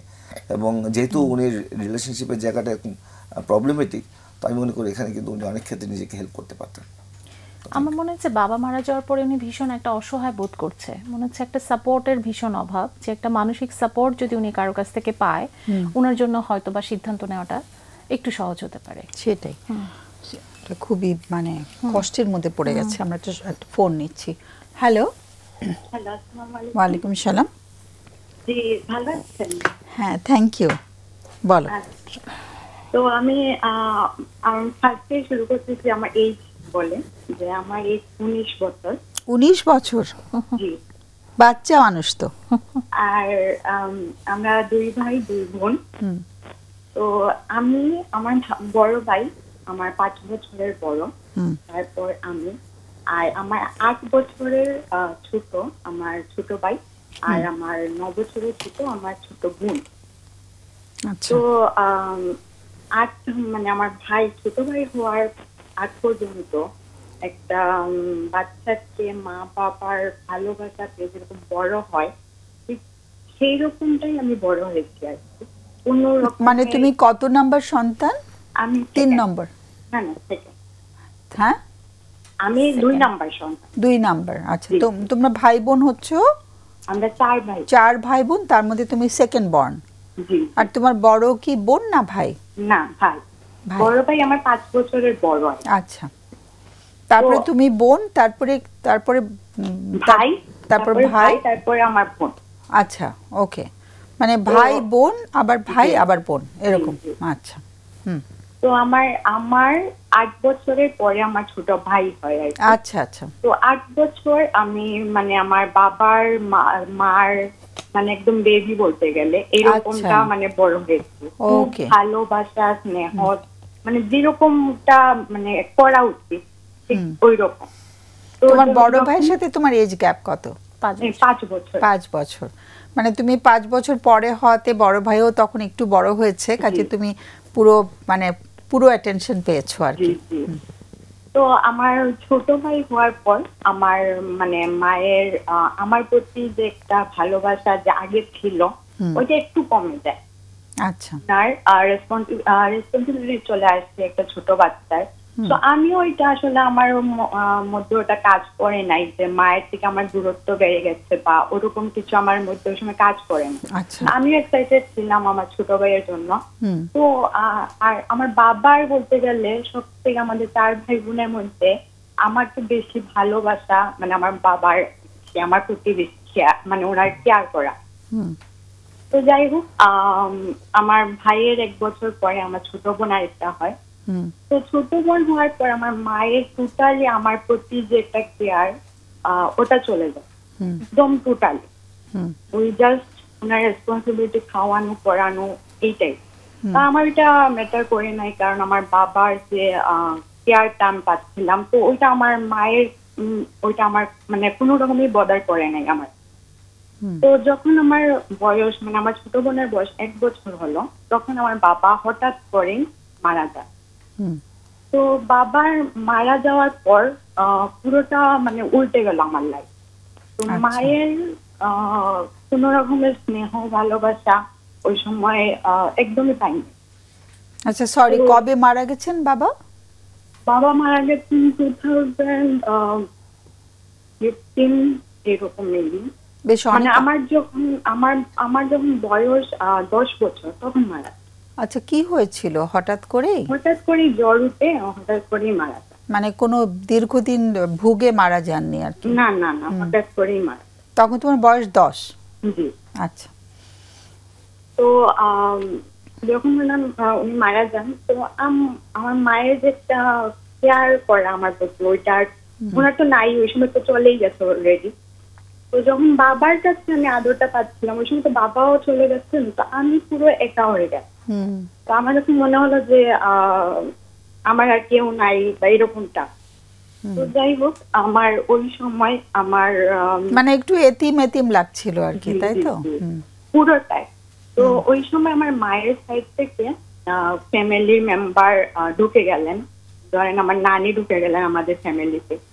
তো উনি ঢুকে যাওয়ার পর উনি যেরকম একটা 10 বছরের বাচ্চাকে কিভাবে ট্রিট করতে হয়, মানে উনি তা করেন না।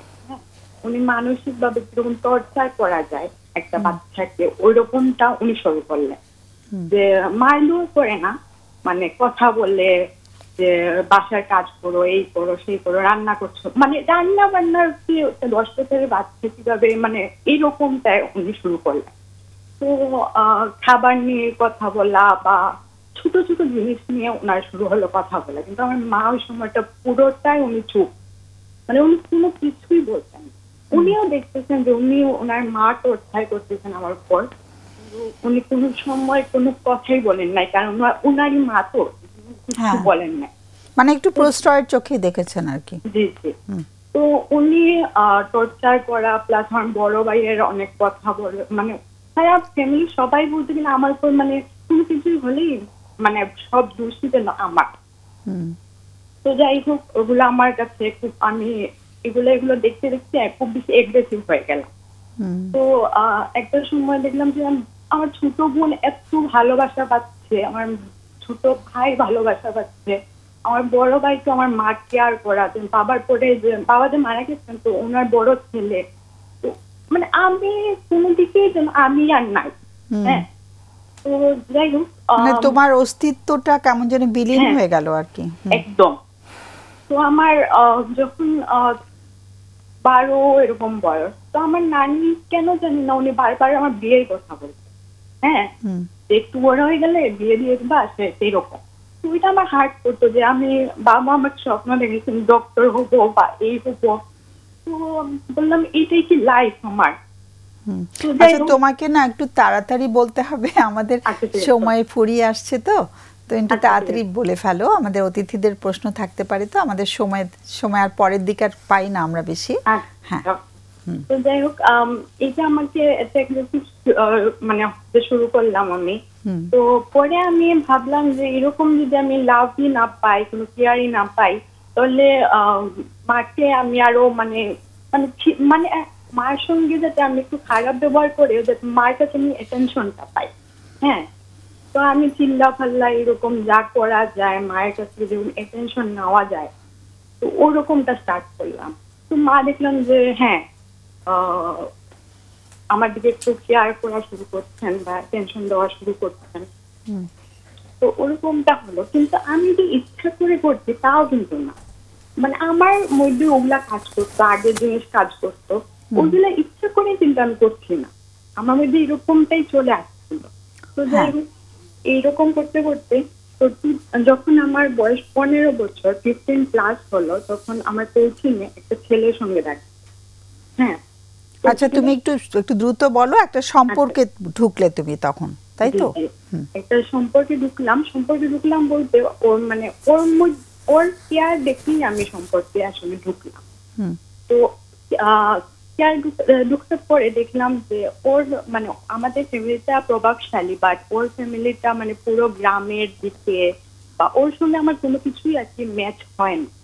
তো এখন আমাদের রিলেশনে 3-4 বছর হয়ে গেছে। তখন ওকে আমি বলেছি যে তোমার সঙ্গে আমার কোনো সময় কিছু হবে না, আমার ফ্যামিলিও মানবেন না। আচ্ছা, আমার মনে হয় যে তুমি কি বললে ও কি বললো এটা বাদ দিয়ে একটু ধারাবাহিকভাবে চট করে বলে শেষ করে ফেলো, অতিথিরা যাতে একটু প্রশ্ন করতে পারেন, আমাদের একদম সময় নেই হাতে। হ্যাঁ, এখন 3-4 বছরের রিলেশন, বাট আমি জানি যে ওর সঙ্গে আমার কোনো ফিউচার কিছু হবে না।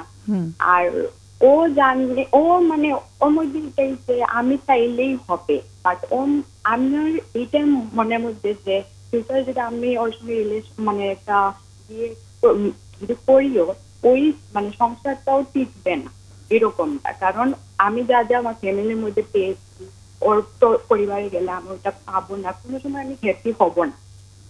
এখন যেটা হলো, কিন্তু ওর মধ্যে আমাকে ওকে মানে ও আমাকে ছাড়বেই না, আর আমিও মনে হচ্ছে আমিও মানে ফিউচারের সঙ্গে বিয়ে করতে পারবো না। এখন আমি কি করবো, রিলেশন থেকে আমি বের হতে পারছি না, আর আমি যদি ওর সঙ্গে কথা বলাও বন্ধ করি, আমি আবার ওই লোনলিনেসে মানে ওই মানে ডিপ্রেশনেই চলে যাই। মানে ওর সাথে তোমার সম্পর্কটা টানাপোড়েন যাচ্ছে একটু? টানাপোড়েনের মধ্যে না, জাস্ট এটাই যে আমি ওর সঙ্গে ফিউচারে আমি ওর সঙ্গে কিছু আমি দেখি না। ওর সাথে তোমার বয়সের গ্যাপটা কত? ওর সঙ্গে আমার বয়সের 4 বছর। 4 বছর, আচ্ছা। মানে তুমি খুব ভরসা করতে পারছো না ওর উপরে? ভরসা না, মানে আমাদের ফ্যামিলিটা তো প্রভাবশালী, ওর ফ্যামিলিটা পুরো গ্রামে। আচ্ছা, মানে পরিবার থেকে অ্যাকসেপ্ট করবে না? পরিবার থেকেও অ্যাকসেপ্ট করবে না, আমিও ফিউচারে গিয়ে ওর পরিবারে অ্যাডজাস্ট কখনোই করতে পারবো না। কিন্তু সম্পর্কটা তারপরেও চলছে, তাই তো? চলছে, জি। হ্যাঁ, তোমার প্রশ্নটা একটু করে ফেলো আজকের জন্য।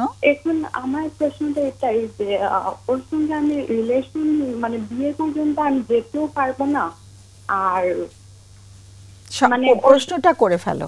হ্যাঁ, এখন যে এখন আমি কি করবে, মানে ওর থেকে রিলেশনে আমি বের হতেও পারছি না, আবার রিলেশন থেকে বের মানে একটা উভয় সংকটে পড়ে গেছে আর কি। হ্যাঁ, ঠিক আছে, একটু লাইনে থাকো, চট করে যদি কোনো প্রশ্ন থাকে। প্রশ্ন নেই না? আচ্ছা আচ্ছা, আমাদের অতিথিদের কোনো প্রশ্ন নেই, ওরা আলোচনা করবে, তুমি আমাদের আলোচনা শোনো, কেমন? অনেক অনেক ধন্যবাদ ফোন করার জন্য। কে আগে বলবে? তারানা। হ্যাঁ, ধন্যবাদ আপা। আপা যেটা বলছিলেন যে আমার মনে হচ্ছে যে আপনি ভীষণ রকম একটা উভয় সংকটে পড়েছেন এই সম্পর্কটাতে, কিভাবে আসলে সম্পর্কটাতে থাকবেন। ছেলেটি সম্ভবত আপনার ছেলে বন্ধুটি চাইছে সম্পর্কটিকে সামনের দিকে এগিয়ে নিয়ে যেতে, কিন্তু আপনি কোথাও একটা ডিলেমার মধ্যে আছেন যে সম্পর্কটি আর আসলে আপনি ফিউচার দেখতে পাচ্ছেন না। এই জায়গাটা একটু ভেবে দেখবেন যে আসলে শুধু এখন মাত্র শূন্যতাটাকে পূরণ করার জন্য এই মানুষটির সাথে যদি আপনি সম্পর্কটি চালিয়ে যান, আসলে ওই মানুষটির নিড কিন্তু আপনাকে নিয়ে একটা ফিউচার ক্রিয়েট করা, তা আসলে দুজনের নিডটা কিন্তু আসলে ম্যাচ করছে না। শূন্যতাটাকে ওভারকাম করার জন্য এই যে সম্পর্কটার হাত ধরে আপনি সামনের দিকে এগিয়ে যেতে চাইছেন, এটা আসলে আপনাকে কতটুকু জটিলতায় ফেলতে পারে, এটা নিয়ে আপনি একটু ভাববেন।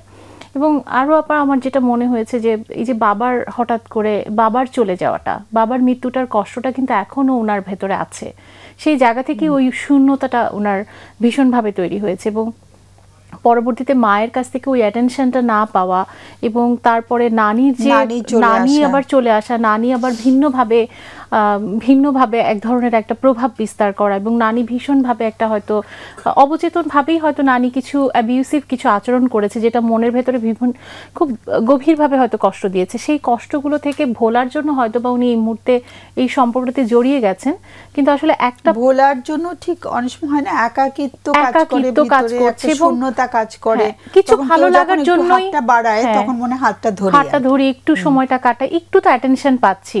ভীষণভাবে মনে হয়েছে যে উনি অ্যাটেনশন চাইছে, একটা সম্পর্ক চাইছে, যে নির্ভরতার সম্পর্কে উনি একটু নির্ভর করতে পারে।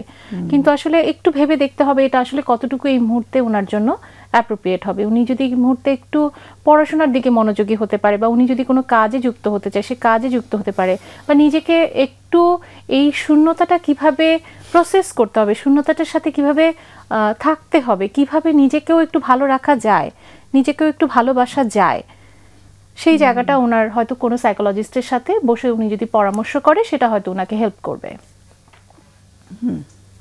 ডাক্তার সাহেব যদি কিছু বলেন। আচ্ছা, যে উনি যেটুকু বললেন যে উনি সেই সময়টায় উনি যেহেতু ফ্যামিলি থেকে ওইভাবে সাপোর্ট পাচ্ছিলেন না, কোনো রকম তার ভাই বোনদের সাথে কোনো রিলেশনশিপের জায়গাটাও হেলদি না, নানির সাথেও হেলদি না, মার সাথেও একটু দূরত্ব, আর বাবা তো মারাই গেছেন, যার সাথে ভালো সম্পর্ক ছিল, সেই জায়গাতে উনি হয়তো সাময়িক একজনের সাথে সম্পর্ক করে উনি ওই জায়গা থেকে নিজের শূন্যতাটা মানে একাকিত্বের জায়গাটা দূর করার জন্য, মানে একটা অ্যাটাচমেন্ট, হয়তো সেখানে ওনার কমিটমেন্টের জায়গাটা ছিল না, হয়তো রিলেশনটা পরবর্তীতে খুঁজে যাবে।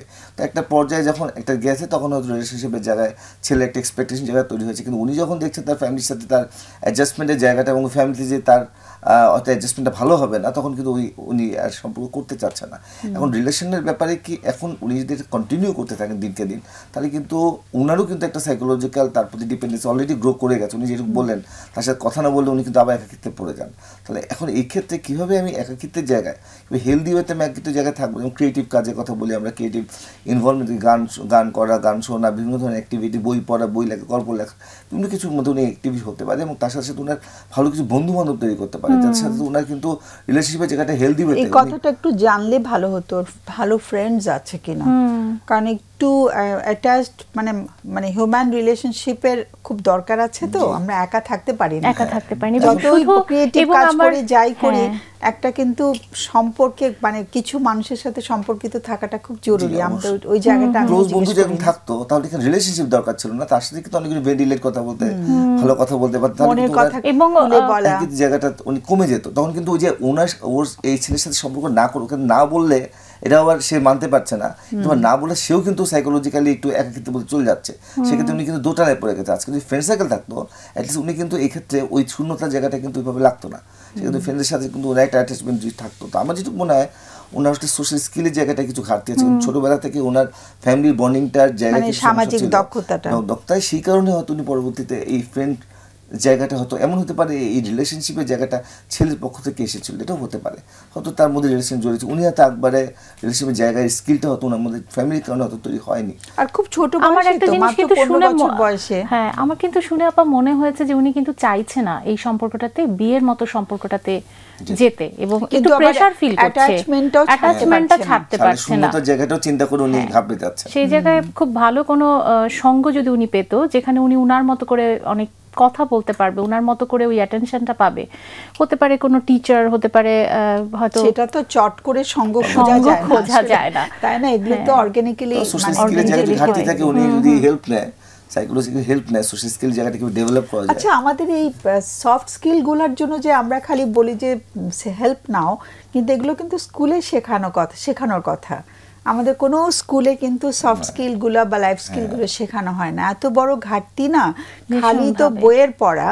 কিন্তু আমি খুব চিন্তা করি যে এই লাইফ স্কিলগুলো একদম ছোট্টবেলায় শেখানো উচিত, যেটা কিন্তু ইউরোপ 1400 সনে চিন্তা করেছিল, যার জন্য একটা সভ্যতা মানব সভ্যতার একটা দিক মানে একটা দিক উন্মোচন করতে পেরেছিল।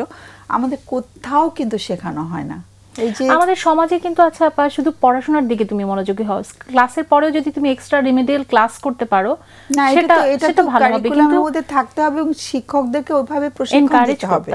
এই যে আমরা এখন নতুন করে আবার একটা নতুন স্বাধীনতা পেয়েছি বলছি, আমার কাছে খুব মনে হয় যে এই রেকমেন্ডেশনগুলো রাখি যে আমাদের খুব ছোট্টবেলা থেকে সামাজিক দক্ষতাগুলো বা সামাজিক দক্ষতা শুধু না, মানে একেবারে সফট স্কিল বা লাইফ স্কিল যেগুলোকে বলা হয়, ইমোশনাল রেগুলেশন স্কিল, মানে এমপ্যাথেটিক হওয়া, মানে ইমোশনাল রেগুলেশন তো আছেই, তারপরে হচ্ছে তোমার নিজেকে প্রেজেন্ট করা একটা অডিয়েন্সের সামনে সাহস করে, তারপরে হচ্ছে interpersonal communication skills, anger management, stress management, এগুলো কিছু জানি না আমরা। আমাদের সময় শেষ হয়ে গেছে, তো আমার খুব মায়া লাগছে যে ওনার কথার গলা ধরে আসছিল, ভীষণ কষ্ট পাচ্ছে এবং ভীষণ সাহায্য দরকার। তোর প্রতি সহমর্মিতা দেখে আমরা আজকে অনুষ্ঠান শেষ করতে হচ্ছে, সময় শেষ। দুজনকে অসংখ্য ধন্যবাদ। সুপ্রিয় দর্শক, আমাদের শেষ ঘন্টা বেজে গেছে, আর আগামী অনুষ্ঠানের বিষয়বস্তু হচ্ছে আমাদের অনেক সময় আমরা দেখি যে আমাদের কাছে ক্লায়েন্টরা এসে বলেন যে আমাদের অনেক দিনের প্রেমের সম্পর্ক ছিল বা আমরা প্রেমের সম্পর্ক করে বিয়ে করেছি, কিন্তু বিয়ের পরেই কেমন যেন একটা টানা পড়ে যাচ্ছে দাম্পত্য সম্পর্কটি। তো আমরা অনেক সময় ভাবি যে আগে এতদিন সম্পর্ক করেছি, হয়তো বিয়ের পরে এরকম হওয়ার কথা না, একটা টানাপোড়েন হওয়ার কথা না, কিন্তু সেটা কেন হচ্ছে সেটা নিয়ে বোধহয় আমাদের একটু বিশ্লেষণ করা দরকার। আমরা সে বিষয়ে আগামীতে আলোচনা করব। সে পর্যন্ত সবাইকে অনেক অনেক ধন্যবাদ এবং শুভকামনা জানিয়ে শেষ করছি। শুভরাত্রি।